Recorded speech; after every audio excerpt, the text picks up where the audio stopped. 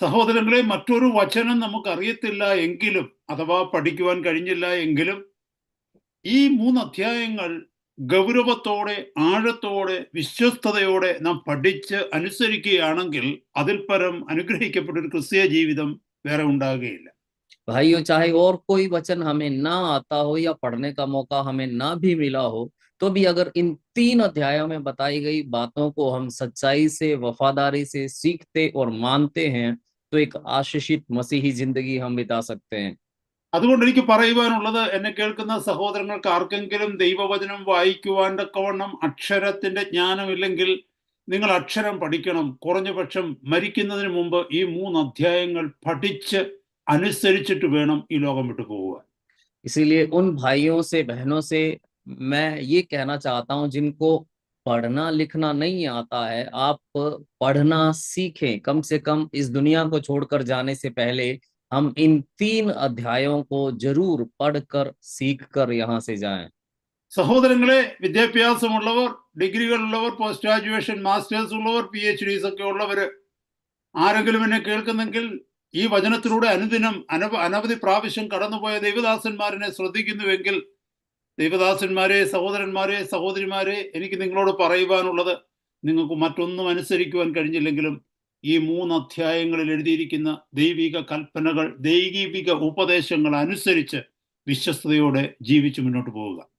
और दूसरे भाई बहन जो पढ़े लिखे हैं, कॉलेज की पढ़ाई किए हुए, डिग्री किए हुए, पोस्ट ग्रेजुएशन किए हैं, PhD किए हुए लोग अगर मेरी बात को सुन रहे हैं, परमेश्वर के दास लोग मेरी बात को अगर सुन रहे हैं, तो मैं आपसे ये कहना चाहता हूँ, अगर और कोई उपदेश, कोई भी शिक्षा आप मान न पाए, तो भी इन 3 अध्यायों में बताई गई परमेश्वर की आज्ञाओं को, उसकी शिक्षाओं को आप माने, उस पर आप अपने तन मन से चलें, तो आप एक आशीषित मसीही जिंदगी बिता पाएंगे। उससे बढ़कर और कुछ भी नहीं होगा। കഴിഞ്ഞ ആഴ്ച നമ്മൾ പഠിച്ചത് മത്തായിയുടെ സുവിശേഷം 5-ാം അധ്യായത്തിന്റെ 3-ാമത്തെ വാക്യത്തിൽ നിന്ന്. पिछले हफ्ते हमने मत्ती 5 का 3 से पढ़ा था, 3 तक पढ़ा था। നമ്മൾ കഴിഞ്ഞ ആഴ്ച കേട്ടു, ആദ്യം 3-ാമത്തെ വാക്യം മുതൽ 11-ാമത്തെ വാക്യം വരെ എഴുതിയിരിക്കുന്നത് ബി ആറ്റിറ്റ്യൂഡ്സിനെ കുറിച്ചാണ്. ഒരു ദൈവ പൈതലിന്, ഒരു ദൈവദാസന്, ഒരു ദൈവദാസിക്ക് ഉണ്ടായിരിക്കേണ്ട 9 ക്യാരക്ടറിസ്റ്റിക്സിനെ കുറിച്ച്, അല്ലെങ്കിൽ വെർച്യൂസിനെ കുറിച്ച്, നന്മകളെ കുറിച്ചാണ് നമ്മൾ വായിച്ചത്. और हमने ये बताया था कि 3 से 11 तक के जो वचन है वो धन्य वचन है। एक परमेश्वर के दास, परमेश्वर की दासी या परमेश्वर के जन के अंदर जो 9 गुण होने चाहिए, उनके बारे में इन वचनों में बताया गया है। അപ്പോൾ ആദ്യത്തെ വാക്യമാകുന്ന 3-ാമത്തെ വാക്യത്തിൽ നമ്മൾ കേട്ടു, ആത്മാവിൽ ദരിദ്രരായവർ ഭാഗ്യവാന്മാർ, സ്വർഗരാജ്യം അവർക്കുള്ളത്. तो इन धन्य वचनों में से पहला वचन, जो तीसरा वचन है, वहां हमने ये देखा कि धन्य है वे जो मन या आत्मा के दीन हैं, क्योंकि स्वर्ग का राज्य उन्हीं का है। ഭൗതികമായി ദാരിദ്ര്യമുള്ള അനേകരെ നമ്മുടെ ചുറ്റുപാട് നമ്മൾ കണ്ടിട്ടുണ്ട്. അതുകൊണ്ട് തന്നെ ദാരിദ്ര്യം എന്താണെന്ന് നമുക്ക് അവരെ കാണുമ്പോൾ അറിയാം, അല്ലെങ്കിൽ നമ്മുടെ ജീവിതത്തിൽ തന്നെ ചില സന്ദർഭങ്ങളിൽ ദാരിദ്ര്യത്തിന്റെ അനുഭവത്തിലൂടെ, പൊവേർട്ടിയിലൂടെ കടന്നു പോകേണ്ടതായിട്ട് വന്നിട്ടുണ്ട്. അതിന്റെ ആഴം, ബുദ്ധിമുട്ട്, ദുഃഖം ഇതൊക്കെ നമുക്ക് തിരിച്ചറിയാവുന്നതാണ്. हमारे आसपास के भौतिक रूप से गरीब बहुत सारे लोगों को हमने देखा होगा, या फिर हमें खुद अपनी जिंदगी में भौतिक गरीबी का, कंगाली का सामना करना पड़ा होगा। इसलिए हमें इस बात का अच्छी तरह से पता है कि इसकी परेशानियां, इसकी पीड़ाएं, इसका दर्द क्या होता है। ആത്മീക ദാരിദ്ര്യം എന്താണെന്ന് കഴിഞ്ഞ ആഴ്ച നമ്മൾ കേട്ടു. ആത്മീകമായി ദൈവസന്നിധിയിൽ എനിക്കൊന്നുമില്ല, ദൈവത്തെ കൂടാതെ എനിക്കൊന്നും കഴിയുകയില്ല, ദൈവകൃപയിലല്ലാതെ എനിക്ക് ഭൂമിയിൽ ഒരു ദിവസം പോലും ജീവിക്കുവാൻ കഴിയുകയില്ല എന്നുള്ള ടോട്ടൽ ഡിപ്പെൻഡൻസ് ആണ് ആത്മീക ദാരിദ്ര്യത്തെക്കുറിച്ച് നമുക്ക് മനസ്സിലാക്കുവാനായിട്ട് കഴിഞ്ഞത്.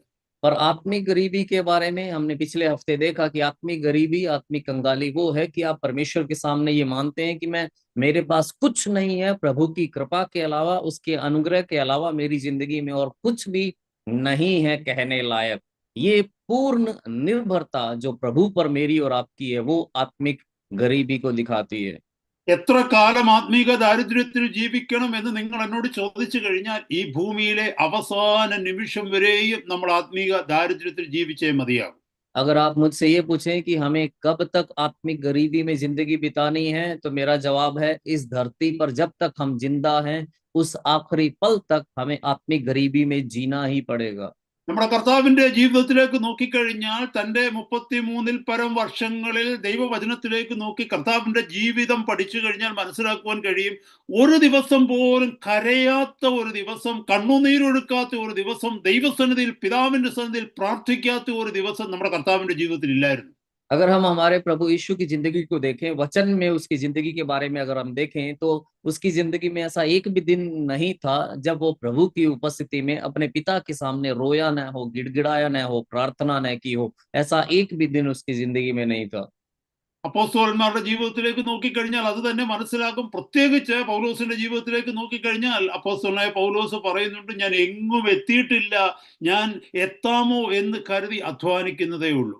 प्रेरितों की जिंदगी में भी हम इसी बात को देख सकते हैं। खासतौर से प्रेरित पौलुस की जिंदगी को भी अगर आप देखें तो वो ये कहता है, मैं अभी कहीं भी पहुंचा नहीं हूँ, बस पहुंचने की कोशिश में लगा हुआ हूँ। ഞാൻ ഇവിടെ പറഞ്ഞു നിർത്തുവാൻ ആഗ്രഹിക്കുന്നത് ആ വിഷയവുമായിട്ട്. അതുകൊണ്ട് ദൈവദാസന്മാരെ, ദൈവദാസിമാരെ, നിങ്ങളെ കൊണ്ട് ദൈവം എത്രമാത്രം വലിയ ശുശ്രൂഷകൾ ചെയ്യിച്ചിട്ടുണ്ടെങ്കിലും, കഴിഞ്ഞ നാളുകളിൽ എത്രയോ ജനം നിങ്ങളിലൂടെ അനുഗ്രഹിക്കപ്പെട്ടിട്ടുണ്ടെങ്കിലും, ഒരിക്കലും ഞാൻ എവിടെയോ എത്തിയെന്നും ധനവാനായി തീർന്നുവെന്നുള്ള ദുഷ്ടചിന്ത നിങ്ങളുടെ ഉള്ളിൽ വരാതെ, എപ്പോഴും കർത്താവിന്റെ പാദപീഠത്തിൽ കരയുന്ന ഒരു വ്യക്തിയായി, നിലവിളിക്കുന്ന ഒരു വ്യക്തിയായി, ആത്മീക ദാരിദ്ര്യമുള്ള ഒരു വ്യക്തിയായി ഏൽപ്പിച്ചിരിക്കുന്ന ശുശ്രൂഷകൾ ചെയ്ത് നിവർത്തിക്കപ്പെടുവാൻ തക്കവണ്ണം നിങ്ങളെ തന്നെ സമർപ്പിക്കുക. इसलिए मैं ये कहकर उस विषय को रोकना चाहता हूं कि परमेश्वर के दास और दासियों, पिछले दिनों में चाहे परमेश्वर ने आपसे कितनी भी बड़ी सेवकाइयां क्यों न करवाई हो, कितने भी बड़ी सामर्थ के साथ उसने आपको इस्तेमाल क्यों न किया हो, पर कभी भी जिंदगी में ये न सोचे कि मैं कहीं पहुंच गया हूं, मैं कुछ बन गया हूं, मैं धनवान बन गया हूं। कभी भी ये विचार आपके अंदर नहीं आना चाहिए। हर समय प्रभु के सामने रोते हुए, गिड़गिड़ाते हुए, मैं कुछ नहीं हूं, ये अंगीकार करते हुए प्रभु की उपस्थिति में हमें जिंदगी बितानी है। നമ്മൾ അടുത്ത വാക്യത്തിലേക്ക് കടക്കുമ്പോൾ 4-ാമത്തെ വാക്യം 5:4 മാത്യു ചാപ്റ്റർ 5:4 അവിടെ പറയുന്നു, ദുഃഖിക്കുന്നവർ ഭാഗ്യവാന്മാർ, അവർക്ക് ആശ്വാസം ലഭിക്കും. अगला वचन मत्ती 5 के चौथे वचन की ओर जब हम आते हैं, वहां लिखा है, धन्य हैं वे जो शोक करते हैं, क्योंकि वे शांति पाएंगे। ഞാൻ ഒന്നുകൂടെ അത് വായിക്കുവാൻ ആഗ്രഹിക്കുന്നു. ബ്ലെസ്ഡ് ആർ ദേ ദാറ്റ് മോൺ, for they shall be comforted. मैं एक बार फिर से उसे पढ़ना चाहता हूँ, धन्य हैं वे जो शोक करते हैं, क्योंकि वे शांति पाएंगे। ഇന്നത്തെ ദൈവവചന ധ്യാനത്തിനായിട്ട് ആ ഒരു വാക്യത്തിൽ നമ്മൾ ശ്രദ്ധ കേന്ദ്രീകരിക്കുവാനായിട്ട് പോവുകയാണ്. आज के वचन पर मनन के लिए हम इस पद पर, इस वचन पर ध्यान केंद्रित करने जा रहे हैं। നമ്മുടെ വ്യക്തിപരമായ ജീവിതത്തിൽ നോക്കിക്കഴിഞ്ഞാൽ അനേക വിഷയങ്ങളെ ഓർത്ത് അനുദിനം മോൺ ചെയ്യുന്നവരാണ്, പലപ്പോഴും പല സന്ദർഭങ്ങളിലും ദുഃഖിക്കുന്നവരാണ് നമ്മളിൽ പലരും. हमारी व्यक्तिगत दैनिक जिंदगी को अगर हम देखें तो हम में से कई लोग प्रतिदिन कई बातों के बारे में शोक करने वाले लोग हैं, विलाप करने वाले, दुखी होने वाले लोग हैं। അത് ധനവാനായാലും ശരി, ദരിദ്രനായാലും ശരി, വിദ്യാഭ്യാസമുള്ളവനായാലും ശരി, വിദ്യാവിഹീനനായാലും ശരി, ജീവിതത്തിൽ സമൂഹത്തിൽ ഏത് തുറയിലുള്ളവരും വിവിധ വിഷയങ്ങളെ ഓർത്ത് ആവലാതിപ്പെടാറുണ്ട്, ആകുലപ്പെടാറുണ്ട്, മോൻ ചെയ്യാറുണ്ട്. चाहे धनवान हो या गरीब हो, चाहे पढ़ा लिखा हो या अनपढ़ हो, जिंदगी में किसी भी स्तर का व्यक्ति इस दुनिया में वो किसी न किसी बात को लेकर वो रोता है, वो विलाप करता है, दुखी होता है, शोक करता है। നമുക്ക് ലഭിക്കുവാനുള്ളത് കിട്ടാതെ വരുമ്പോൾ, നമുക്കുണ്ടായിരുന്നത് നഷ്ടപ്പെടുമ്പോൾ, മറ്റുള്ളവർ നമ്മളെ മോശമായിട്ട് ട്രീറ്റ് ചെയ്യുമ്പോൾ, ചില ജീവിത സാഹചര്യങ്ങളിലൂടെ കടന്നു പോകുമ്പോൾ നമ്മൾ അത് ഓർത്ത് അപലപിക്കാറുണ്ട്, അതോർത്ത് ദുഃഖിക്കുവാറുണ്ട്, നെടുവീർപ്പിടാറുണ്ട്. जो हमें मिलना चाहिए जब वो नहीं मिलता है, जो हमारे पास है जब वो खो बैठते हैं, छिन जाता है, जब दूसरे लोग हमारे साथ में गलत बर्ताव करते हैं, जो उचित बर्ताव हमारे साथ करना चाहिए वैसा नहीं करते हैं, तो हम किसके बारे में सोचकर हम विलाप करते हैं, दुखी होते हैं, अपने मन में हम शोक करते हैं। നമ്മൾ മറ്റുള്ളവരെ സ്നേഹിക്കുമ്പോൾ തിരിച്ച് സ്നേഹം കിട്ടാതെ വരിക, മറ്റുള്ളവരെ സഹായിക്കുമ്പോൾ നമുക്ക് സഹായം ആവശ്യമുള്ളപ്പോൾ മറ്റുള്ളവർ സഹായിക്കാതിരിക്കുക, അനവധി അധ്വാനങ്ങൾ ചെയ്തിട്ടും അതിന്റെ ഫലം കാണാതെ വരിക, ഇങ്ങനെ പല സാഹചര്യങ്ങളിൽ മാനുഷികമായി നമ്മളെ ദുഃഖിപ്പിക്കുവാൻ, നമ്മളെ സാഹചര്യങ്ങളിൽ സമ്മർദ്ദങ്ങൾ വരുത്തുവാൻ ഇടയുള്ളതാണ്. हम दूसरों से प्रेम करते हैं पर दूसरों से हमें प्रेम नहीं मिलता है। हम दूसरों की जरूरत के समय मदद करते हैं पर हमारी जरूरत के समय कोई हमारी मदद नहीं करता है। जब ऐसा माहौल, ऐसी परिस्थितियों में से हम गुजरते हैं, तब हमारी जिंदगी में दबाव हम महसूस करते हैं, हम विलाप करते हैं, शोक करते हैं। കഴിഞ്ഞ ആഴ്ച നിങ്ങൾ ശ്രദ്ധിച്ചിരുന്നതിനേക്കാൾ അധികം ശ്രദ്ധയോടുകൂടി ഇന്നത്തെ ക്ലാസ്സിന് ഇരിക്കണമെന്ന് താഴ്മയായി അപേക്ഷിക്കുക.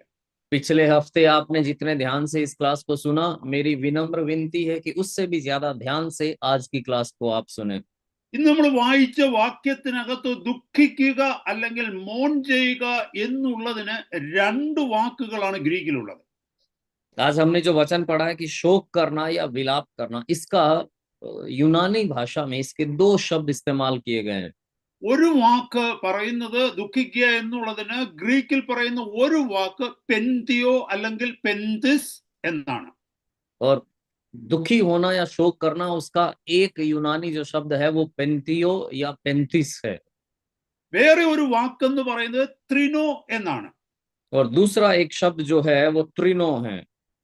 ഇവിടെ ഈ മത്തായിയുടെ സുവിശേഷം 5-ാം അധ്യായം 4-ാമത്തെ വാക്യത്തിൽ ദുഃഖിക്കുക എന്നതിന് കർത്താവ് ഉപയോഗിച്ചിരിക്കുന്ന വാക്ക്, ദൈവത്തിന്റെ പരിശുദ്ധാത്മാവ് ഉപയോഗിച്ചിരിക്കുന്ന വാക്ക് പെന്തിയോ അല്ലെങ്കിൽ പെന്തിസ് എന്നുള്ളതാണ്. यहाँ इस चौथे मत्ती 5:4 में प्रभु के आत्मा ने या प्रभु ने जो शोक के लिए जो शब्द इस्तेमाल किया है वो पेंथियो या पेंथिस शब्द का इस्तेमाल किया है। നമ്മൾ മുമ്പേ ഒരു 4-5 മിനിറ്റ് നേരം ഈ ലോകത്തിലുള്ള ദുഃഖങ്ങളെ കുറിച്ച് കേട്ടു, അതിനുള്ള സാഹചര്യങ്ങളെ കുറിച്ച് കേട്ടു, നമ്മളിൽ പലരും കടന്നു പോകുന്ന വഴികളെ കുറിച്ച് കേട്ടു. അതൊക്കെയും ദുഃഖത്തെ കുറിച്ചാണ്. പക്ഷെ ആ ദുഃഖമല്ല ഇവിടെ മത്തായിയുടെ സുവിശേഷം 5:4 എഴുതിയിരിക്കുന്ന ദുഃഖം. शुरुआत में 4-5 मिनट तक हमने इस दुनिया के दुख के बारे में, शोक के बारे में, जिन विलाप की परिस्थितियों में से हम गुजरते हैं, जो हमें परेशान करती है, दर्द देती है, उन बातों के बारे में सुना। लेकिन यहाँ मत्ती 4थे अध्याय में जो दुख या शोक शब्द इस्तेमाल किया गया है वो उस तरह का दुख या शोक नहीं है।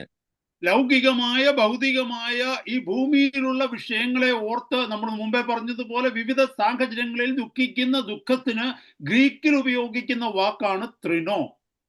इस दुनिया के दुख के लिए, भौतिक दुख के लिए, इस दुनिया की हमारी दैनिक जिंदगी में जिन दुखों में से, परेशानियों में से हम गुजरते हैं, उसके लिए इस्तेमाल किया जाने वाला यूनानी शब्द है त्रिनो। എന്നാൽ ഇവിടെ ഉപയോഗിച്ചിരിക്കുന്ന വാക്ക് ത്രിനോയല്ല, പെന്തിയോ അല്ലെങ്കിൽ പെന്തിസ് എന്നുള്ള വാക്കാണ്.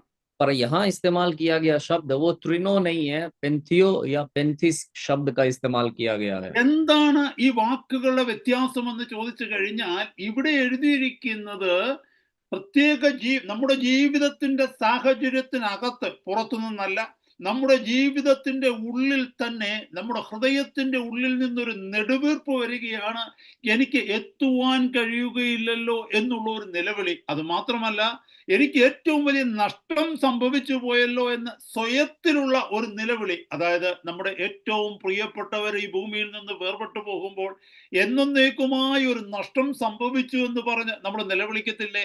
ആ നിലവിളി, ആ ദുഃഖമാണ് ഈ പെന്തിയോ എന്ന വാക്കിൽ ഉദ്ദേശിച്ചിരിക്കുന്നത്. अगर आप पूछें इस शब्द का फर्क क्या है, तो हमारी जिंदगी के अंदर, बाहरी नहीं, हमारी जिंदगी के अंदर हम इस बात को लेकर बिलखते हैं, विलाप करते हैं कि मैं जिंदगी में जहां पहुंचना चाहिए मुझे वहां पहुंच नहीं पाया हूं। और दूसरा, मेरी जिंदगी में एक बहुत बड़ा नुकसान हो गया है। जैसे कि जब हमारे प्रियजन हमें छोड़ के हमेशा के लिए इस दुनिया से चले जाते हैं, तो हमारे अंदर ही अंदर जैसे हम रोते हैं, बिल्कुल उसी तरह का रोना है ये शब्द पेंथियो या पेंथिस।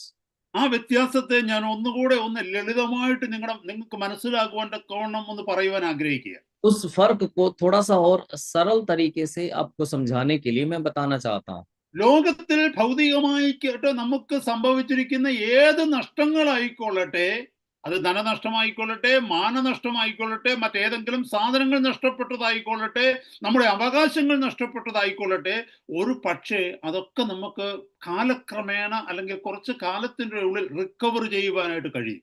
इस दुनिया का कोई भी नुकसान क्यों ना हो, चाहे वो धन का नुकसान हो, हमारी इज्जत का नुकसान हो, या फिर हमारे अधिकारों का नुकसान हो, वो समय बीतने के साथ हम उसकी भरपाई कर सकते हैं।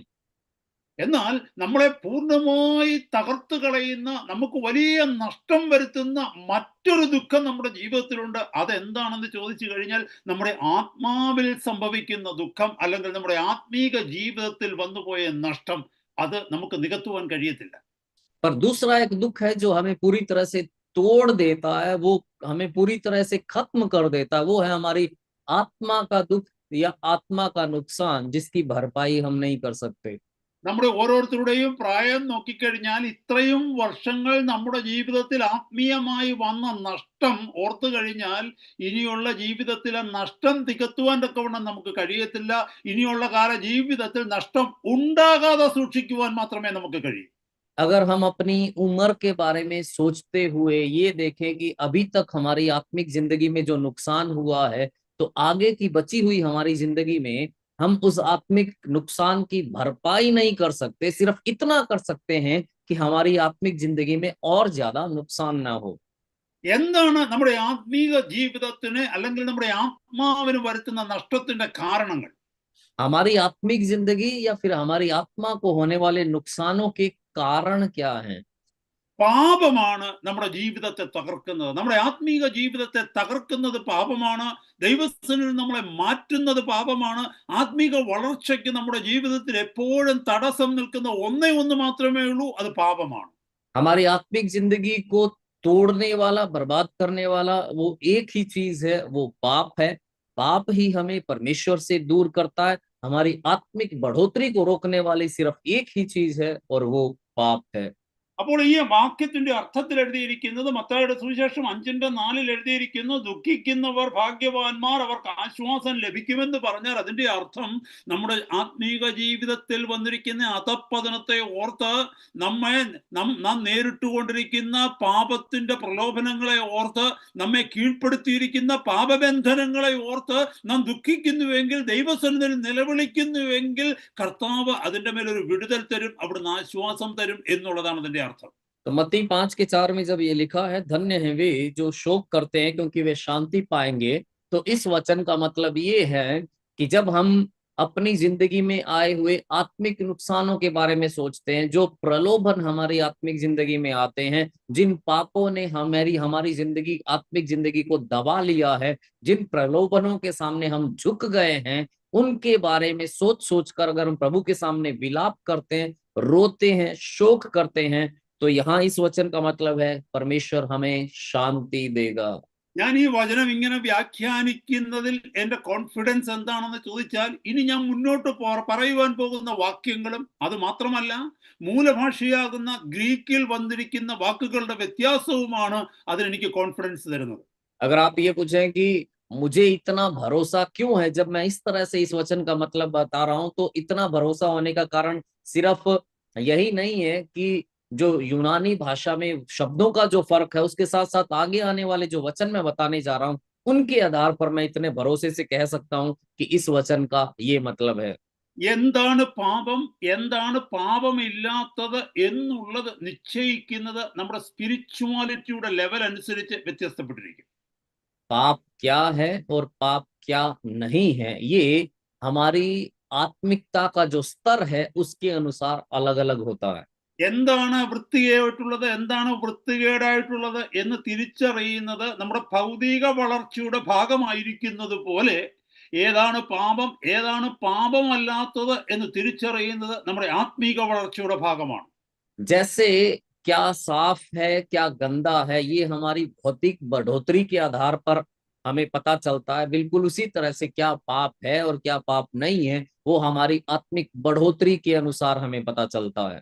നമുക്കറിയാം, 6 മാസമുള്ള ഒരു കുഞ്ഞ്, 1 വയസ്സുള്ള ഒരു കുഞ്ഞ്, 2 വയസ്സുള്ള ഒരു 1.5 വയസ്സുള്ള ഒരു കുഞ്ഞ്, ഈ പൊടി കുഞ്ഞുങ്ങളെ നോക്കിക്കഴിഞ്ഞാൽ അവർ മുറ്റത്തിരുന്ന് കളിക്കുകയായിക്കൊള്ളെ, വീട്ടിലിരുന്ന് കളിക്കുകയായിക്കൊള്ളട്ടെ, അവരെടുത്ത് വായിലിടുന്നത് എന്താണെന്ന് നോക്കിക്കഴിഞ്ഞാൽ അതിനകത്ത് എന്തും അവരുടെ കയ്യിൽ കിട്ടുന്നതൊക്കെയും എടുത്ത് അവർ വായിലിടും. हम जानते हैं 6 महीने का, 1 साल, 1.5 साल का छोटा, 2 साल का बच्चा आप देखो, वो चाहे आंगन में खेल रहा हो, घर में खेल रहा हो, वो मुंह में क्या चीज डालता है बच्चा, जो उसके हाथ में आ जाता है उठा के वो मुंह में डाल लेता है।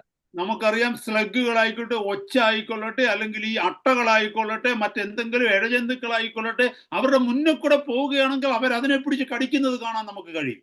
और हम देख सकते हैं उनके सामने से जाने वाला कोई कीड़ा हो, कोई कीट हो, कोई रेंगने वाला कोई भी जानवर हो, वो उसको उठाकर वो अपने मुंह में डाल लेते हैं। എന്നാൽ ഒരു 10 വയസ്സ് 15 വയസ്സായി കഴിയുമ്പോൾ, അല്ലെങ്കിൽ 6-7 വയസ്സായി കഴിയുമ്പോൾ അങ്ങനെയുള്ള കാര്യങ്ങളൊന്നും ചെയ്യത്തില്ല. പക്ഷേ കയ്യിൽ അഴുക്കുണ്ടെങ്കിലും ശരി, അത് നോക്കാതെ ഭക്ഷണം കഴിക്കുന്ന പ്രായമുള്ള കുഞ്ഞുങ്ങളുണ്ട്, പ്രായമായ മനുഷ്യരുമുണ്ട്. पर जब वो 6-7 साल का, 10 साल का हो जाता है तो ऐसे काम नहीं करता, पर क्या करता है, ऐसे काम करने वाले बच्चे भी होते हैं, बुजुर्ग बड़े लोग भी होते हैं जो वयस्क हो गए हैं, जो गंदा हाथ होने पर भी हाथ धोए बिना गंदे हाथों से खाना खा लेते हैं। എന്നാൽ കുറച്ച് മാറിക്കഴിഞ്ഞ് ശുചീകരണത്തെക്കുറിച്ച് നമ്മൾ പഠിച്ചു കഴിയുമ്പോൾ, അല്ലെങ്കിൽ കൈ കഴുകാതെ ശുചീകരണമില്ലാതെ നമ്മൾ ഭക്ഷണം കഴിച്ചാൽ ഉണ്ടാകുവാൻ പോകുന്ന അസുഖങ്ങളെക്കുറിച്ച് മനസ്സിലായി കഴിയുമ്പോൾ നമ്മൾ എന്ത് ചെയ്യുമെന്ന് ചോദിച്ചാൽ കൈ കഴുകിയിട്ട് കഴിക്കാൻ തുടങ്ങും. ചിലർ എന്ത് ചെയ്യുന്നു ചോദിച്ചാൽ കുറച്ചുകൂടെ വൃത്തിയായിട്ട് കൈ സോപ്പിട്ട് കഴുകി കഴിക്കാൻ തുടങ്ങും. നിങ്ങൾ ശ്രദ്ധിക്കുന്നുണ്ടോ? വളർച്ചയുടെ അല്ലെങ്കിൽ അറിവിന്റെ വർധന ഉണ്ടാകുന്നതോടുകൂടി നമുക്കുള്ള വൃത്തിയുടെ അല്ലെങ്കിൽ ശുചീകരണത്തിന്റെ നിലപാട് മാറുന്നത് നിങ്ങൾ ശ്രദ്ധിച്ചിട്ടുണ്ടോ?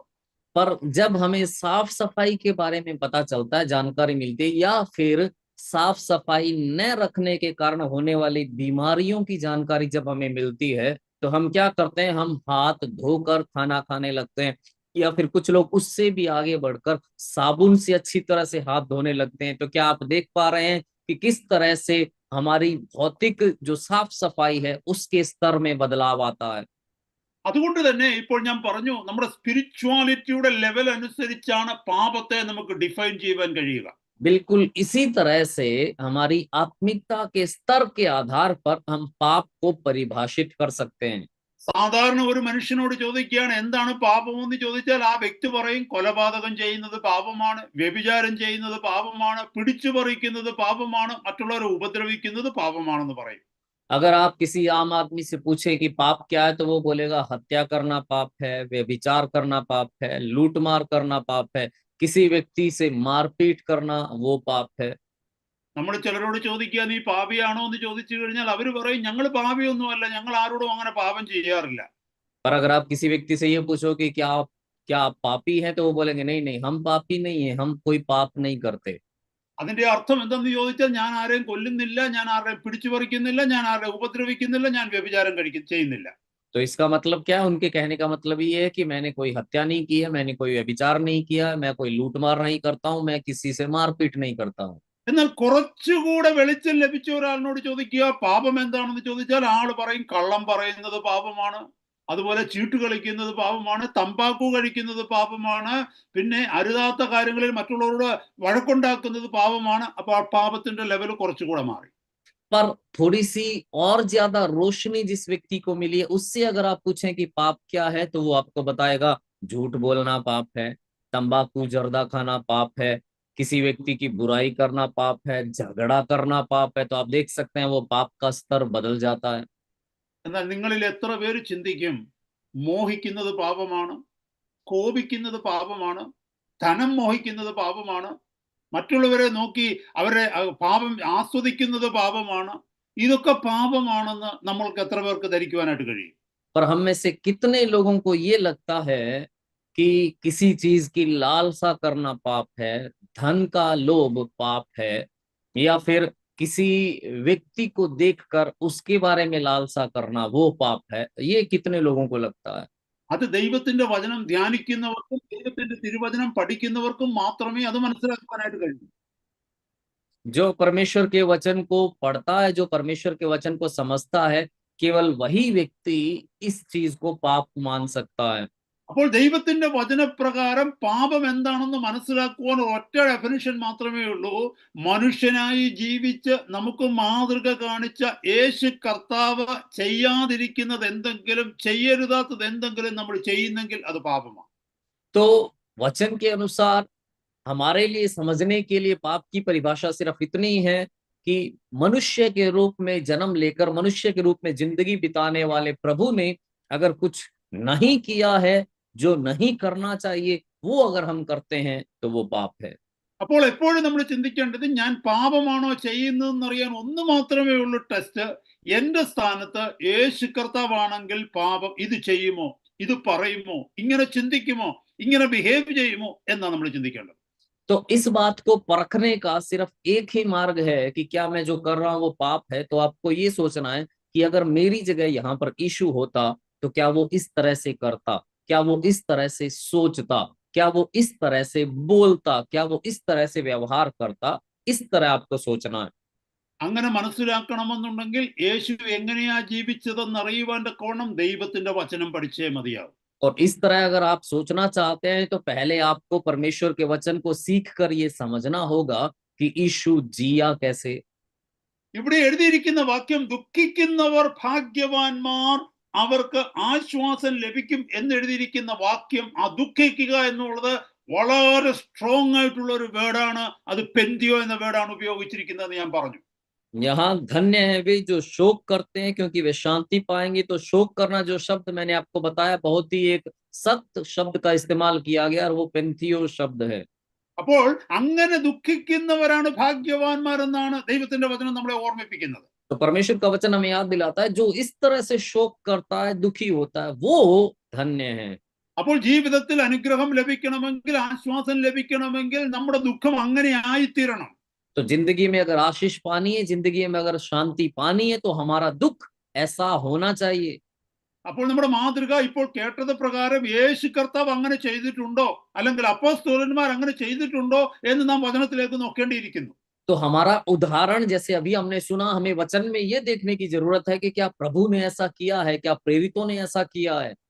എബ്രായ ലേഖനം 5-ാം അധ്യായം 7-ാമത്തെ വാക്യത്തിലേക്ക് ഒന്ന് ശ്രദ്ധിച്ചേ.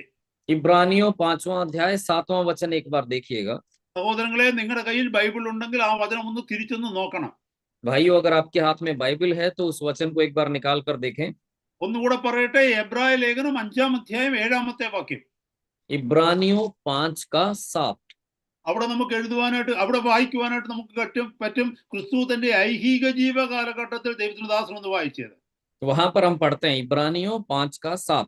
यीशु ने अपनी देह में रहने के दिनों में ऊंचे शब्द से पुकार पुकार कर और आंसू बहा बहा कर उससे जो उसको मृत्यु से बचा सकता था प्रार्थनाएं और विनती की, और भक्ति के कारण उसकी सुनी गई। അവിടെ ഒന്ന് ശ്രദ്ധിച്ച്, യേശു കർത്താവ് ഉറച്ച നിലവിളിയോടെ ദൈവസന്നിധി കരഞ്ഞെന്ന. എത്ര ദിവസമാണ്? ഒരു ദിവസമല്ല, 2 ദിവസമല്ല. അവിടെ എഴുതിയിരിക്കുന്നു, തന്റെ ഐഹിക ജീവകാലഘട്ടം മുഴുവനും താൻ കണ്ണുനീരോടെ ദൈവസന്നിധിയിൽ ഉറക്കെ നിലവിളിച്ചെന്ന് എഴുതിയിരിക്കുന്നത്. वहां पर हम देख सकते हैं कि यीशु ऊंचे शब्द से पुकार पुकार कर और आंसू बहा बहा कर प्रार्थना करता है। कितने दिन तक? यहाँ लिखा है अपनी देह में रहने के दिनों तक वो ऊंचे स्वर से पुकार पुकार कर और आंसू बहा बहा कर प्रार्थना करता है। ഈ ഭൂമിയിലായിരുന്ന 33-ൽ പരം വർഷങ്ങൾ മുഴുവനുമായും കർത്താവ് കരഞ്ഞു എന്നാണ് അവിടെ എഴുതിയിരിക്കുന്നത്. यहाँ पर ये लिखा है कि 33.5 साल जो इस दुनिया में वो जीवन बिताता है, प्रभु उन सब अपने जीवन के दिनों में इसी तरह से वो रोता है। എന്തിനാണ് കരഞ്ഞതെന്ന് അവിടെ വ്യക്തമായിട്ട് എഴുതിയിട്ടുണ്ട്. മരണത്തിൽ നിന്ന് തന്നെ വിടുവിക്കുവാൻ കഴിയുന്നവനോട് എങ്ങനെ എഴുതിയിരിക്കുന്നത്. और वहां पर लिखा है कि वो क्यों रोता है इस तरह से। वहां लिखा है उससे जो उसको मृत्यु से बचा सकता था। ഏത് മരണത്തിൽ നിന്ന് വിടുവിക്കുവാൻ കഴിയുന്നവനെ കുറിച്ചാണ് എഴുതിയിരിക്കുന്നത്? ക്രൂശ് മരണത്തിൽ നിന്ന് വിടുവിക്കുവാൻ കഴിയുന്നവനെ കുറിച്ചാണോ എഴുതിയിരിക്കുന്നത്? किस मृत्यु से बचा सकने वाले के बारे में लिखा है? क्या क्रूस की मृत्यु से बचाने वाले के बारे में वहां लिखा है? അവിടെ നമ്മൾ വായിക്കുമ്പോൾ കേൾക്കുന്നുണ്ട്, വായിച്ചു, അവന്റെ അനുസരണ നിമിത്തം ഉത്തരം ലഭിച്ചു എന്ന് അവിടെ എഴുതിയിരിക്കുന്നത്. वहां पर हम उस वचन को पढ़ते हैं कि उसकी भक्ति या फिर आज्ञा पालन के कारण उसकी सुनी गई। അങ്ങനെയാണെങ്കിൽ ക്രൂശ് മരണത്തിൽ നിന്ന് തന്നെ വിടുവിക്കുവാനായിട്ട് കഴിയുന്ന ദൈവത്തോട് നിലവിളിച്ചുവെങ്കിൽ ഉത്തരം ലഭിച്ചു എന്ന് പറഞ്ഞാൽ അവൻ ക്രൂശിൽ മരിച്ചില്ല എന്ന അർത്ഥം. तो अगर इस वचन का मतलब ये है कि उसने उससे प्रार्थना की जो क्रूस की मृत्यु से बचा सकता था और उसको उत्तर मिल गया, तो इसका मतलब वो क्रूस से बच गया। അങ്ങനെയാണെങ്കിൽ നമുക്കറിയാം, നമ്മുടെ കർത്താവ് ക്രൂശിൽ മരിച്ചു എന്നുള്ളത് വളരെ വ്യക്തമാണ്. അതാണ് നമ്മുടെ രക്ഷയുടെ നിദാനമെന്ന് നമുക്ക് വ്യക്തമായിട്ട് അറിയാം. पर हम अच्छी तरह से जानते हैं कि हमारा प्रभु यीशु मसीह क्रूस पर मरा और उसी के क्रूस पर मरने के कारण ही हमें उद्धार मिला है। അങ്ങനെയാണെങ്കിൽ മറ്റേതോ ഒരു മരണത്തെ കുറിച്ചാണ്, മരണത്തിൽ നിന്ന് രക്ഷിക്കണമേ എന്നാണ് കർത്താവ് നിലവിളിച്ചത്. तो अगर ऐसा है तो इसका मतलब प्रभु पुकार पुकार के रो रो कर किसी और मृत्यु से बचाने के लिए दुआ कर रहा था। അതെന്താണെന്നറിയാമോ? അത് ഭൗതിക മരണമല്ല, അത് ആത്മീക മരണത്തെയാ കാണിക്കുന്നത്. और वो कौन सी मृत्यु है? वो भौतिक मृत्यु नहीं, वो आत्मिक मृत्यु को दिखाता है। കാരണം എന്തെന്ന് ചോദിച്ചാൽ, എനിക്കും നിങ്ങൾക്കും മാതൃക കർത്താവ് കാണിക്കുകയാണ്. ഈ ഭൂമിയിൽ നമ്മൾ ജീവിക്കുമ്പോൾ പിതാവിന്റെ ഇഷ്ടം ചെയ്യുവാൻ ആഗ്രഹിക്കുന്നുവെങ്കിൽ, യേശു കർത്താവ് കടന്നുപോയ വഴിയെ കടന്നു പോകുവാൻ ആഗ്രഹിക്കുന്നുവെങ്കിൽ, യേശു എന്തിനു വേണ്ടി നിലവിളിച്ചുവോ അതിനുവേണ്ടി ഞാനും നിങ്ങളും നിലവിളിക്കണം. क्योंकि प्रभु मुझे और आपको एक उदाहरण दिखा रहा है कि इस धरती पर अगर पिता को प्रसन्न करने वाली जिंदगी जीनी है, तो यीशु ने जो किया है बिल्कुल उसी तरह से, उसी बात के लिए हमें भी रो रो कर प्रार्थना करनी है। യേശു കർത്താവ് തന്റെ ശരീരത്തിലാണ് വസിച്ചത്. ഈ ലോകത്തിൽ നമ്മൾ കാണുന്നതെല്ലാം കർത്താവ് കണ്ടു, നമ്മൾ കേൾക്കുന്നതെല്ലാം കർത്താവ് കേട്ടു. നമ്മൾ വീഴാമെന്ന സാഹചര്യങ്ങളിലൂടെ ഒക്കെയും കർത്താവ് നടന്നുപോയി, പക്ഷെ വീണില്ല. प्रभु यीशु हमारी ही तरह देह में जिया, जो कुछ हम देख सकते हैं वो देख सकता था, जो हम सुनते हैं वो सुन सकता था, जिन बातों में हम गिर सकते हैं वो गिर सकता था, पर गिरा नहीं। എന്നെ കേട്ടുകൊണ്ടിരിക്കുന്ന സഹോദരങ്ങളെ, ഒരുപക്ഷെ നിങ്ങൾ തിയോളജിയിലൊക്കെ പഠിച്ചിട്ടുള്ളവരാണെങ്കിൽ നിങ്ങളിൽ ചിലർക്കൊരു സംശയം ഉണ്ടാകാം, ഞാൻ ഈ പറയുന്നത് എക്സ്ട്രീം ആണോ എന്ന്. मेरे भाइयों, अगर आपने धर्म विज्ञान का अध्ययन किया, कोई ऐसा व्यक्ति है, तो शायद आपको शक हो सकता है कि मैं अभी जो कह रहा हूं कहीं मैं कुछ बहुत ज्यादा तो बढ़ा चढ़ा के तो नहीं बोल रहा। വ്യക്തമായി കേൾക്കണമേ, നമുക്ക് തുല്യമായി കർത്താവ് പരീക്ഷിക്കപ്പെട്ടവനാണെന്നുള്ളത് എബ്രായ ലേഖനം 4-ാം അധ്യായം 15-ാമത്തെ വാക്യം ഒന്ന് വായിച്ചു നോക്കിയാൽ നിങ്ങൾക്ക് മനസ്സിലാവും. इब्रानियों 4:15 अगर आप ध्यान से पढ़ें तो आप समझ पाएंगे कि प्रभु यीशु मसीह बिल्कुल हमारी ही तरह हर बात में परखा गया। അവിടെ എഴുതിയിരിക്കുന്നു, for we have not an high priest which cannot be touched with the feeling of our infirmities, but was in all points tempted like as we are, yet without sin. इब्रानियों 4:15 वहां लिखा है, हमारा ऐसा महायाजक नहीं जो हमारी निर्बलताओं में हमारे साथ दुखी न हो सके, वरन वह सब बातों में हमारे समान परखा तो गया, तो भी निष्पाप निकला। വളരെ ശ്രദ്ധിച്ചു നോക്കി, അവിടെ എന്താ എഴുതിയിരിക്കുന്നത്? നമുക്ക് തുല്യമായി പരീക്ഷകളിലൂടെ കർത്താവ് കടന്നുപോയി, പക്ഷേ അവിടുന്ന് പാപം ചെയ്തില്ലെന്ന്. കാരണം എന്തെന്ന് ചോദിച്ചാൽ, മുമ്പേ വായിച്ച വചനപ്രകാരം അവിടുന്ന് നിലവിളിക്കാത്ത ഒരു നിമിഷം പോലുമില്ല. പിതാവേ, ഹല്ലേലൂയ, പാപപങ്കിലമാകുന്ന ഈ ലോകത്ത് ഞാൻ ജീവിക്കുമ്പോൾ എൻ്റെ നോട്ടത്തിൽ, എൻ്റെ കേൾവിയിൽ, എൻ്റെ ചിന്തകളിൽ പോലും പാപം വരാതെ വണ്ണം എന്നെ സൂക്ഷിക്കണമേ എന്ന് കർത്താവ് തന്റെ ശരീരത്തിൽ ഇരുന്നു കൊണ്ട് ഉറക്കെ നിലവിളിച്ചു എന്നാണ് നമ്മൾ എബ്രായ ലേഖനം 5:7 വായിച്ചത്. आप ध्यान से उस वचन को देखिए, वहां लिखा है, सब बातों में हमारे समान परखा तो गया, तो भी निष्पाप निकला। क्यों? क्योंकि ऐसा एक भी दिन उसकी जिंदगी में नहीं था जब उसने रो रो कर, गिड़गिड़ा कर, ऊंचे आवाज में परमेश्वर से ये प्रार्थना न की हो कि मुझे पाप से बचा, इस दुनिया में मुझे कलंकित करने वाले पाप से मुझे बचा कर रख, मेरी नजरों में, मेरे सुनने में, मेरी सोच में भी कोई पाप न आने पाए। ये हर पल की उसकी प्रार्थना थी और इसीलिए वो निष्पाप रहा।